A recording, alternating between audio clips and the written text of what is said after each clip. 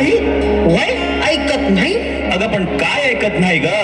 मी आईला म्हणलं घरातली पिढा बाहेर जाव, बाहेरची लक्ष्मी घरात ये. आणि येड्यानो आता नीट ऐका बरं का, घरची लक्ष्मी सुखात राहो. अगं म्हणजे काय ग? अरे अजून समजलं नाही तुम्हासनी? नाही ग. ऐका, मळवट फासून दगडाला, काय कळतंय का? मळवट फासून दगडाला देवी म्हणती माणस, पण हाड मासाच्या पायीला हव आमच्या सारख्या बायांना दासी करती माणस.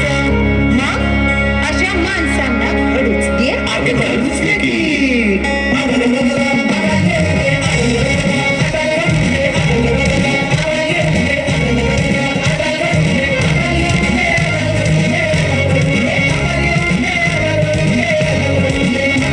अहो काय आलं?